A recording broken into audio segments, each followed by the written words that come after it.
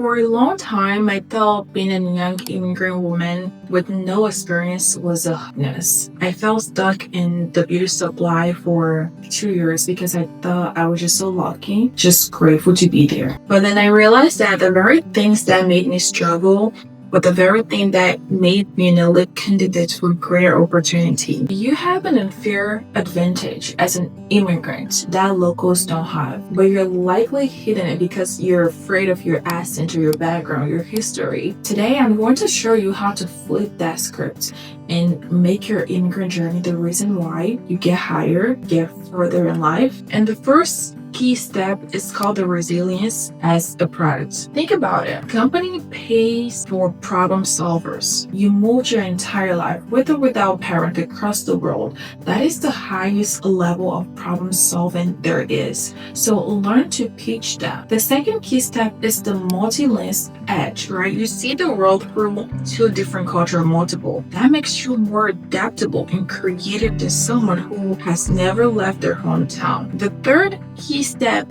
is the hunger factor. My drive to help my mom pay the rent or help her without her even asking gave me the work ethic that became my superpower in selling in healthcare. Your why is your greatest asset.